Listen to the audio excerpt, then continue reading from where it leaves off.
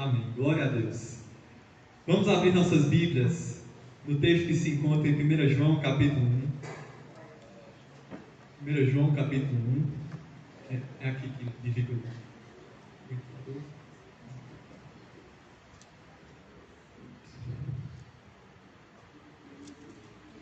1 João, capítulo 1, nós vamos ler do verso 1 ao verso 4. Amém? Diz assim a palavra de Deus. 1 João, capítulo 1, a partir do versículo 1. O que era desde o princípio, o que ouvimos, o que vimos com os nossos olhos, o que contemplamos e as nossas mãos apalparam, isto proclamamos a respeito da palavra da vida. A vida se manifestou, nós a vimos e dela testemunhamos, e proclamamos a vocês a vida eterna, que estava com o Pai e nos foi manifestada. Proclamamos o que vimos e ouvimos, para que vocês também tenham comunhão conosco. A nossa comunhão é com o Pai e com o seu Filho Jesus Cristo. Escrevemos estas coisas para que a nossa alegria seja completa. Amém? Vamos orar? Senhor, maravilhoso Deus, nós já fomos tão ministrados nessa noite, ó Deus, na Tua casa. Quão bom, Senhor, é nos apresentarmos em Teus átrios, como diz o salmista. Vale mais do que 1000 dias em qualquer outro lugar. É maravilhoso, Senhor, estarmos aqui, Senhor, Te louvando, engrandecendo o Teu nome, Pai, lançando palavras de adoração e louvor ao Senhor. Como crescemos, como somos edificados nessa comunhão santa, nesse ajuntamento precioso. Senhor, queremos apresentar nossas vidas e os nossos corações nesse instante. Oh, Pai, não somos nada diante de Ti, mas queremos, por misericórdia, nos ensina nesta noite. Fala aos nossos corações, ó Deus. Trabalhe em nossas vidas aquilo que ainda precisa ser consertado, melhorado, Senhor. Nos encoraja, nos desafia, nos renova, nos transforma, ó Pai. Faz conforme Te apraz nesta noite, Senhor. Obrigado porque temos garantia de que a Tua palavra nunca volta vazia. Nos ensina, ó Deus. Eu peço que o Senhor perdoe as minhas falhas e pecados. E por pura graça, me use nesta noite para falar aos meus irmãos o que vem do Senhor e não de mim. É assim que eu entrego a Ti as nossas vidas, rogando ao Senhor Espírito Santo, aplica aos nossos corações. Em nome de Jesus. Amém.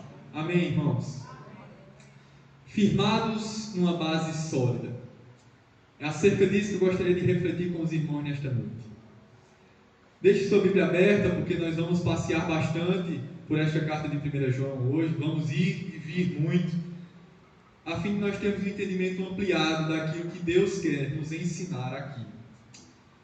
Irmãos, o pastor John Stott, analisando as 3 epístolas do apóstolo João, certa vez disse: entendo que as 3 epístolas de João são de extraordinária relevância na situação em que o mundo e a igreja se encontram hoje em dia.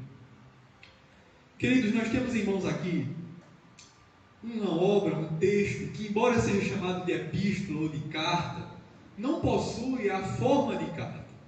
Se nós compararmos, por exemplo, o texto aqui em 1 João às demais cartas do apóstolo Paulo, nós vamos perceber que João, ele não segue aquele formato clássico das cartas. Qual é, irmãos? Aquele de apresentar o nome do escritor inicialmente, o nome do destinatário da carta, ou seja, a quem a carta é dirigida, a saudação inicial, a oração pelos irmãos, o corpo do texto e a saudação final. Então esses elementos aqui, eles não estão muito claros. Alguns não existem e outros não estão tão claros. Nos parece que João desejou ser muito mais conciso e direto naquilo que ele quis transmitir, sem perder, todavia, a profundidade e a riqueza do que lemos nesta obra. Porque João escreve não o que ele queria, mas o que o Espírito queria, o que o Senhor queria. E portanto a gente enxerga aqui em 1 João tanta profundidade, tanta riqueza. 1 João é uma carta escrita pelo apóstolo em Éfeso, já em idade avançada, e possivelmente ele era o único apóstolo ainda vivo. 1 João é uma carta fascinante, envolvente e, acima de tudo, cristocêntrica. Isto é, aponta para a pessoa e para a obra do nosso Redentor Jesus Cristo. Esta não é uma carta endereçada a uma igreja específica, ela é católica, ou seja, é geral, é universal. Então serve para nós hoje. E qual o propósito de 1 João então, irmãos? O propósito dessa carta está muito claro no capítulo 5, verso 13. Vá comigo até ali. 1 João, capítulo 5, versículo 13. João diz: escrevi estas coisas a vocês, que creem no nome do Filho de Deus, para que saibam que têm a vida eterna. João escreve aos crentes em Cristo Jesus, a fim de lhes dar segurança de que eles já têm a vida eterna. Essa breve carta é escrita com o propósito de dizer que aqueles que depositaram a sua fé no Filho de Deus, eles já passaram da morte para a vida. Eles já foram salvos. A sua fé está depositada no Filho de Deus, meu irmão, minha irmã. Você já crê nesse Cristo, Deus, e nesse Cristo, homem? Então, antes de tudo, me escute, tendo convicção de salvação. Saiba que os seus pecados já foram perdoados. E que a escritura de dívida que havia no seu nome foi levada sobre Cristo no madeiro. Leia comigo o que diz o capítulo 2, versículos 22 e 23. Capítulo 2, versos 22 e 23, João diz: quem é o mentiroso, senão aquele que nega que Jesus é o Cristo? Este é o anticristo, aquele que nega o Pai e o Filho. Todo o que nega o Filho também não tem o Pai. Quem confessa publicamente o Filho tem também o Pai. Verso 25, ele diz: e esta é a promessa que ele nos fez. Qual é a promessa, irmãos? A vida eterna. Capítulo 4, versículo 10, João diz: nisto consiste o amor, não em que nós tenhamos amado a Deus, mas em que Ele nos amou e enviou o seu Filho como propiciação pelos nossos pecados. Cristo, meus irmãos, Ele é a garantia da nossa salvação. Amém. Portanto, a primeira e mais importante verdade que eu gostaria de destacar aqui é a seguinte: se você confessa a Cristo, se você crê que o Filho de Deus te escolheu te amar e morrer pelos seus pecados, você já está salvo. Amém. Que bendita garantia, irmãos, que Cristo Jesus nos garante. Mas é possível que alguém aqui ainda tenha dúvidas quanto a isso, ainda não desfrute dessa certeza maravilhosa. Nesse caso, esteja sensível para o que Deus tem para lhe ensinar nesta noite. E eu quero destacar hoje alguns aspectos, alguns pontos desta fé que salva. E o primeiro se encontra no capítulo 1, dos versos 1 ao 4. Vou aproveitar que eu não li o texto inicial e vou ler o texto inicial. 1 João, capítulo 1, versos 1 ao 3. Na verdade eu li, esqueci. Mas vamos ler novamente o que João diz. O que era desde o princípio, o que ouvimos, o que vimos com os nossos olhos, o que contemplamos e as nossas mãos apalparam, isto proclamamos a respeito da palavra da vida. A vida se manifestou, nós a vimos e dela testemunhamos e proclamamos a vocês a vida eterna, que estava com o Pai e nos foi manifestada. Proclamamos o que vimos e ouvimos para que vocês também tenham comunhão conosco. E nossa comunhão é com o Pai e com o seu Filho, Jesus Cristo. Meus irmãos, o primeiro ponto que gostaria de destacar é que a nossa fé tem um fundamento real. Nossa fé tem um fundamento real. A nossa fé ela não é fruto de uma ficção.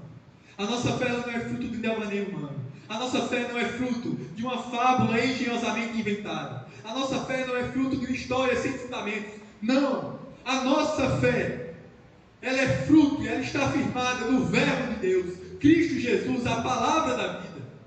Nele está firmada a nossa fé.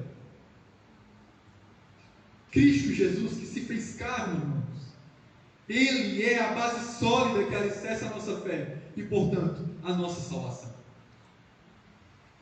A própria vida se manifestou, João está dizendo, a vida eterna.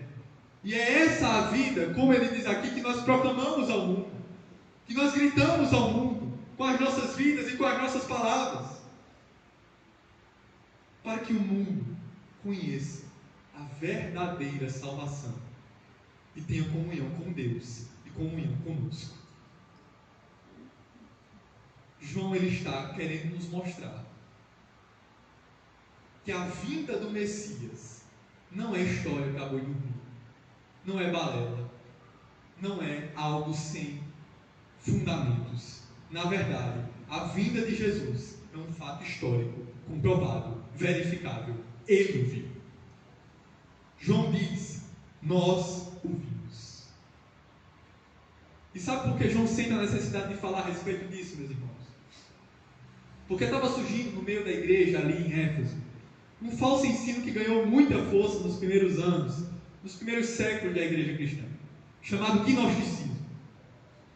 Uma patologia doutrinária, uma heresia terrível, um falso ensino. E o pior, que esses falsos mestres gnósticos, eles tinham saído de dentro da própria igreja. É isso que ele diz lá em 1 João 2,19. Mas João diz lá, eles nunca foram dos nossos. Eles saíram porque nunca pertenceram de fato à família da fé. Eram falsos, usavam máscaras e estavam difundindo ensino herético. E esses homens acreditavam, inspirados no pensamento grego, que a nossa matéria, ou seja, o nosso corpo, isso que tocamos, era mau, pecaminoso, sujo. Em contrapartida, a nossa alma era boa, era santa. Havia essa dualidade de pensamento. Então pensem comigo, irmãos. Se a matéria ela é essencialmente pecaminosa e só a alma que é boa, Cristo não poderia ter vindo em carne. Cristo não poderia ter encarnado. E era exatamente esse ensino que os mestres gnósticos difundiam, dentre outras coisas terríveis. Então eles diziam que Cristo veio, mas ele não veio em corpo. Cristo veio, mas como espírito, um ser etéreo, sem forma, sem matéria. Até quando Jesus caminhava sobre as areias da praia, não havia as marcas da pegada, porque ele era um espírito, diziam os gnósticos. O que acontece é que o apóstolo João, ele desmente categoricamente essa heresia no capítulo 1. Ele já inicia a sua carta escrevendo, versos 1 e 2, o que era desde o princípio, o que ouvimos, o que vimos com os nossos olhos, o que contemplamos e as nossas mãos apalparam, isto proclamamos a respeito da palavra da vida. Amém. Verso 2, a vida se manifestou, nós a vimos e dela testemunhamos, e proclamamos a vocês a vida eterna que estava com o Pai e nos foi manifestada. Irmãos, em outras palavras, João diz assim: nós ouvimos aquele que era desde o princípio. Nós o vimos, nós o tocamos, nós fomos ensinados por ele, e a respeito dele, Cristo Jesus, a palavra da vida, o verbo de Deus que proclamamos. Aleluia. O nosso ensino, mestres gnósticos, não é de um espírito, é de um homem. Amém. Ninguém toca em espíritos, irmãos. Nós tocamos no que é palpável, no que é tangível, no que é material. Então João defende aqui a encarnação do Filho de Deus, ao mesmo tempo que desmente a mentira que nós. E nós precisamos lembrar, irmãos, que João, ele tinha muita propriedade para falar a respeito disso. Estamos falando do apóstolo João, do discípulo amado, daquele que reclinou-se sobre os ombros do Redentor, daquele que estava presente no monte da transfiguração, junto com Tiago e com Pedro, vendo o Mestre glorificado. Estamos falando do único que subiu ao monte da transfiguração, ou melhor, da crucificação, porque os demais haviam abandonado o Mestre. Este João põe em letras claras, dizendo: Jesus veio ao mundo em carne. Eita, glória. Jesus encarnou. Jesus andou entre nós. E não foi como espírito, foi como homem. Irmãos, é nessa pessoa que a nossa fé está alicerçada. Amém. Jesus Cristo, completamente Deus, completamente homem, que se entregou no madeiro para resgatar a minha e a sua vida. Nós não cremos em um simples personagem, nós não cremos em um simples líder, em um simples profeta, em um simples mártir. Não cremos no mártir, cremos no Filho de Deus encarnado. Então, a você que me ouve e ainda não depositou a sua fé em Cristo Jesus, não se preocupe, Ele é real. Ele é real. Olhe para Ele, deposite a sua fé nele. Você não será decepcionado, porque Ele é real. Cristo, irmãos, é a base sólida que fundamenta a nossa fé e, portanto, a nossa salvação.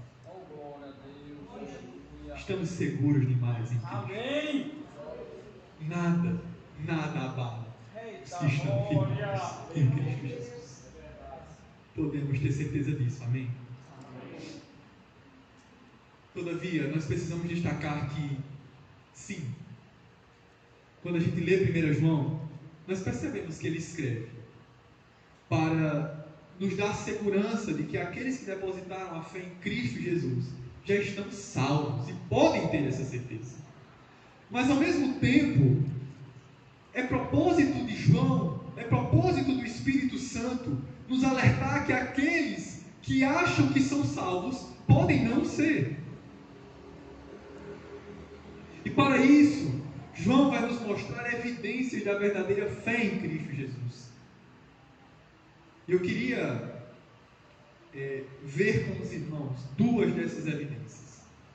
A verdadeira fé em Cristo Jesus, ou a verdadeira fé, cuja base sólida é Cristo Jesus, deve nos levar a duas atitudes. E a primeira delas se encontra ainda no capítulo 1, dos versos 5 ao 6. João diz assim, capítulo 1, versos 5 e 6. Esta é a mensagem que dele ouvimos e transmitimos a vocês. Deus é luz, nele não há treva alguma. Se afirmarmos que temos comunhão com Ele, mas andamos nas trevas, mentimos e não praticamos a verdade. A primeira das atitudes que expressam uma fé genuína em Cristo Jesus, uma fé firmada na base sólida, Cristo Jesus, é a busca pela santidade. João diz: Deus é luz, nele não há treva alguma. Em outras palavras, Deus é santo. Nele não habita o pecado. Não se encontra na pessoa da divindade uma partícula sequer de erro, de dolo, de equívoco, de falha, porque Ele é perfeito. Ele é santo, irmãos. E esse atributo de Deus, a sua santidade, influencia os demais atributos. Porque o amor de Deus é santo, a sua justiça é santa, a sua eternidade é santa, a sua soberania é santa, sua onisciência é santa, sua onipresença é santa, tudo em Deus é santo. Portanto, se nós afirmamos que estamos nele, que o conhecemos, mas não buscamos viver em santidade, João nos diz: não somos nada menos do que mentirosos. Somos mentirosos. Versos 8 e 10, ainda do capítulo 1, ele diz: se afirmarmos que estamos sem pecado, enganamos a nós mesmos, e a verdade não está em nós. E no 10, se afirmarmos que não temos cometido pecado, fazemos de Deus um mentiroso, e a sua palavra não está em nós. Na medida em que nós não reconhecemos os nossos pecados, que nós não reconhecemos as nossas falhas, nós mentimos para os homens, nós mentimos para nós mesmos, e nós fazemos de Deus um mentiroso, porque Ele é santo, e nós continuamos a nos satisfazer no pecado. Somos um mentiroso completo, se é que isso existe. Eu lembro-me de uma fala do irmão Modesto, em uma das suas mensagens na quarta-feira, que ele disse assim: o Pai é santo, o Filho é santo, o Espírito é santo, logo precisamos ser santos. E é isso, irmãos. Essa santidade reflete um coração transformado pela fé em Cristo Jesus. E essa santidade, ela não é apenas no campo teórico, ela se reflete na prática. Ela tem consequências práticas, diárias, e diz respeito a viver uma vida conforme o padrão de Deus, conforme o padrão de Cristo. Vá comigo para o capítulo 4 agora. Capítulo 2, perdão, versículo 4. E João diz: aquele que diz, eu o conheço, mas não obedece aos seus mandamentos, é o que, irmãos? Mentiroso. E a verdade não está nele. Passe agora para o capítulo 3, verso 24. João diz, capítulo 3, versículo 24: os que obedecem aos seus mandamentos nele permanecem, e eles neles. Do seguinte modo, sabemos que eles permanecem em nós, pelo Espírito Santo que nos deu, que testifica em nosso coração. Capítulo 5 agora, versos 3 e 4. João diz: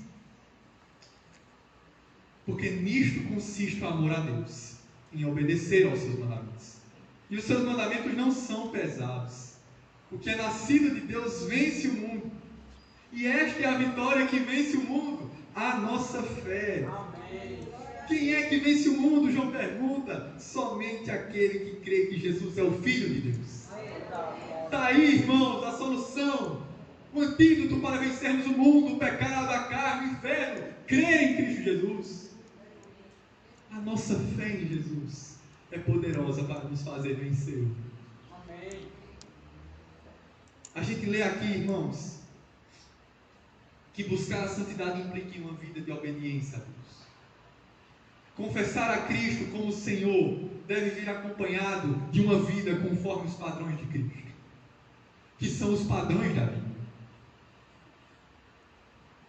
E lembre-se que quando vivemos isso, nós mostramos que estamos em Cristo e de que Cristo está em nós, porque vivemos segundo os seus padrões. Aquele que diz que permanece nele deve viver como ele andou. Além disso, João vai dizer que as suas ordenanças não são pesadas.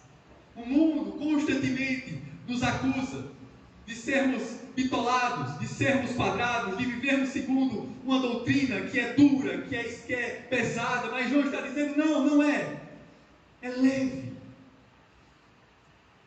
Os seus mandamentos não são pesados para aqueles que foram alcançados pela graça de Cristo Jesus. São leves. Logo, queridos, o reino dos céus não pertence aos mentirosos que dizem seguir a Deus. Obrigado, irmão. Aos mentirosos que dizem conhecer a Deus, mas põem uma máscara dentro da igreja e não esboçam nenhuma mudança de vida. Que estão na igreja, mas com seus corações no mundo. Como a nação de Israel, que saía do Egito, mas o Egito não saía dela. Se você tem procedido dessa maneira, saiba, você não tem demonstrado frutos de salvação e precisa se converter de verdade. Se você tem amado mais ao mundo do que a Deus, você está com o mundo e não com Deus. Você tem vivido para o sistema, para o mundo, para o diabo e não para Deus. Capítulo 2, verso 15 e 17. João diz, do 15 ao 17 do capítulo 2: não amem o mundo, nem o que nele há. Se alguém ama o mundo, o amor do Pai não está nele. Pois tudo que há no mundo, a cobiça da carne, a cobiça dos olhos e a ostentação dos bens, não provém do Pai, mas do mundo. O mundo e a sua cobiça passam, mas aquele que faz a vontade de Deus permanece para sempre. Amém. Amar o mundo, irmãos, é odiar a Deus, como disse Tiago. E existem muitos que estão dentro da igreja, participando das Assembleias dos Santos, mas não vivendo vidas santas. E Jesus ilustra isso dizendo: nem todos que no grande dia disserem Senhor, Senhor, entrarão no reino dos céus. Nem todos. Uma das evidências de que temos uma fé verdadeira, cuja base sólida é Cristo, é a busca por um viver santo. E se você não vive dessa maneira, mas ainda está entregue aos prazeres deste mundo, é muito provável que a sua fé ainda não esteja verdadeiramente em Cristo. Mas a esperança. Capítulo 1, verso 9.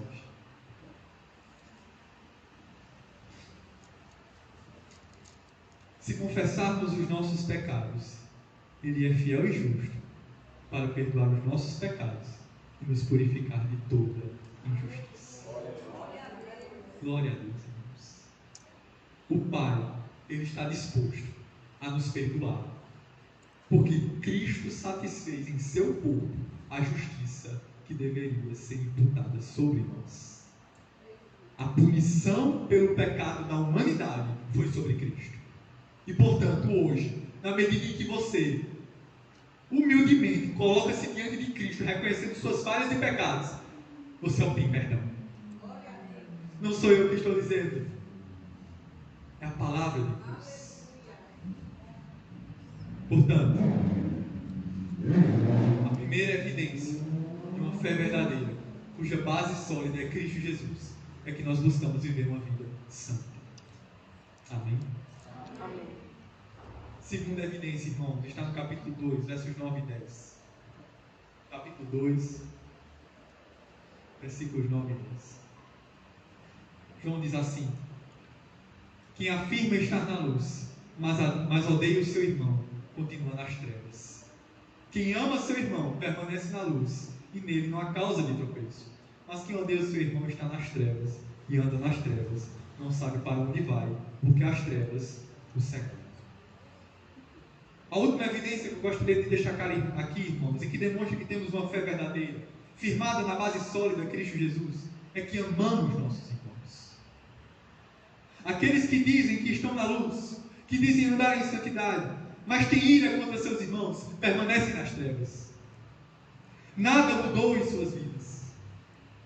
Isso reforça o que nós ouvimos da missionária Gleice há 2 semanas atrás, de que uma das evidências de que fomos verdadeiramente salvos é de que amamos os nossos irmãos, de que temos comunhão com os nossos irmãos.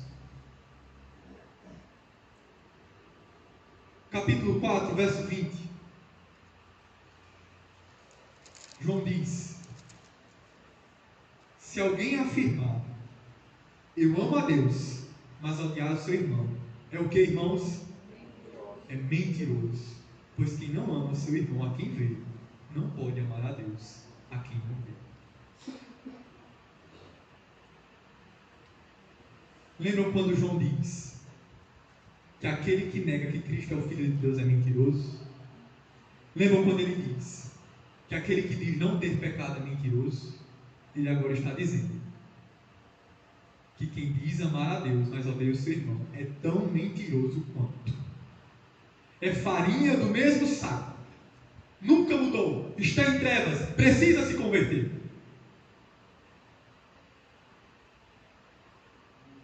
Quem não ama, irmãos, não conhece a Deus. Porque Deus é amor. O apóstolo do amor está nos dizendo: Deus é amor. Amém. E como nós temos coragem de dizer que amamos a Deus, que não vemos, que só contemplamos pela fé, se nem sequer amamos o nosso irmão que está à nossa frente? Como temos coragem de dizer isso, irmãos? Que argumentos nós teremos diante de Deus no grande dia?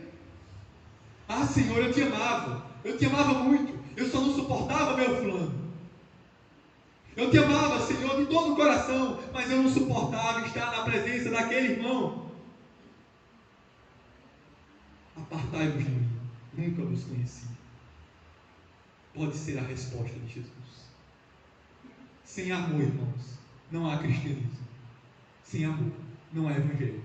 Sem amor, não há mudança de vida. Como nós vamos nos apresentar diante do Senhor na sua vida? O maior argumento que João nos usa para nos motivar ao amor fraternal, é dizer que o único que tinha todas as razões para nos odiar decidiu nos amar: Cristo Jesus. Por isso ele diz no verso 19 do capítulo 4: Nós amamos, porque Ele nos amou primeiro. Como você tem olhado para o seu irmão? Qual tem sido o relacionamento seu com a igreja de Cristo? Jesus vai dizer lá do Sermão do Monte que aquele que estiver indo apresentar uma oferta ao Senhor, mas tem queixa contra o seu irmão, deve primeiro voltar ao seu irmão, acertar-se com ele, para depois oferecer a oferta. E com isso, irmãos, Jesus está dizendo que até mesmo o nosso culto é detestável a Ele, quando estamos alimentando ira contra os nossos irmãos. A nossa adoração, como a gente costuma dizer aqui na nossa terra, não passa do teto, quando nós nos apresentamos à casa do Senhor, em ira, em raiva, alimentando contendas, dissensões, intrigas contra o nosso irmão. Até o nosso culto é repugnante a Deus. E a pergunta é: temos amado verdadeiramente os nossos irmãos ou não? Essa é mais uma evidência da fé verdadeira em Cristo Jesus. E a conclusão, irmãos, que eu parto para a conclusão, nos faz pensar: que tipo de fé você tem demonstrado? João demonstra claramente que quando estamos firmes em Cristo, nós estamos seguros, nós estamos salvos. Mas ele também alerta que nem todos são salvos. Em quem está afirmada a sua fé? Nós não cremos em uma ficção, irmãos. Nós cremos em um Deus que é real, que manifestou-se em corpo, em matéria, em forma humana e se entregou em nosso lugar. Não cremos em uma história, em uma fábula, em um conto de fadas. Nós cremos em uma história real. Amém. Em um Cristo que veio abdicando de toda glória, de toda pompa, que tinha todas as razões para nos odiar, para nos libertar do domínio das trevas e do diabo. E você já depositou a sua fé nesse Jesus? Se sim, saiba, 2 desses frutos dessa fé verdadeira é uma vida santa e um amor pelos nossos irmãos. Mas se não, corra, porque pode ser que não haja mais tempo. Mas temos visto que o Senhor tem sido paciente e tem dado tempo. Não desperdice a paciência do Senhor, porque uma hora ela vai se esgotar e Ele vai tirar o pé do freio. Em quem está depositada a sua fé? E eu concluo lendo a parte final do capítulo 5. João conclui a sua primeira carta a partir do verso 18, dizendo o seguinte, capítulo 5, verso 18. Sabemos que todo aquele que é nascido de Deus não está no pecado. Aquele que nasceu de Deus o protege, e o maligno não o atinge. Sabemos que somos de Deus e que o mundo todo está sob o poder do maligno. Sabemos também que o Filho de Deus veio e nos deu entendimento para que conheçamos aquele que é o verdadeiro. Repita comigo, irmãos: Cristo é o verdadeiro. E nós estamos naquele que é o verdadeiro, em seu Filho Jesus Cristo. Este é o verdadeiro Deus e a vida eterna. Filhinhos, guardem-se dos ídolos.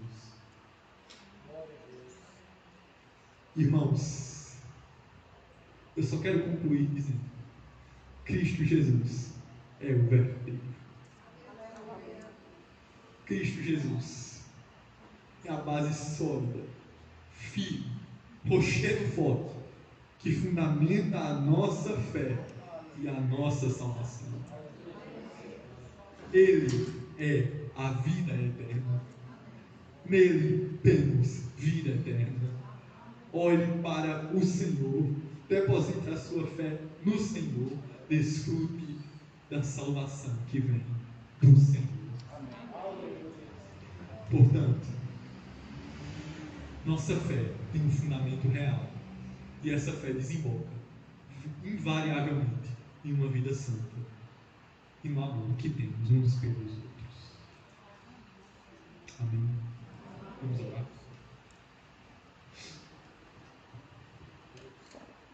Senhor, nós nos apresentamos diante de Ti, Pai. Recebemos do Senhor, ó Pai, como eu recebi, essa advertência, esse alerta. Em quem temos posto a nossa fé? Senhor Jesus, nos perdoa, ó Pai, pelas vezes, ó Deus, em que direcionamos a nossa fé para o homem, para o mundo, para as nossas próprias ambições e não para o Senhor. Jesus, tem misericórdia nas nossas vidas, ó Deus, e nos perdoa, Senhor, por toda negligência, por toda omissão, por andarmos, Senhor Jesus, deliberadamente contra o padrão que o Senhor estabeleceu. Nos limpa, Jesus, nos perdoa, ó Pai, e nos faz, Senhor Jesus, crentes que creem, não apenas de boca, mas que expressam uma mudança de vida genuína. Crentes verdadeiros, ó Pai, que expressam uma fé sólida, cuja base é o Senhor, que amam os seus irmãos, que vivem em santidade, que não se cansam, ó Deus, de vir à tua casa, de estar, Senhor Jesus, em intimidade contigo, mas que tem prazer, Senhor, em Ti e somente em Ti. Senhor, nós somos Teus. Nos faz despertar para essas verdades, Senhor, e continua nos ensinando, ó Pai, a Te amar como o Senhor merece.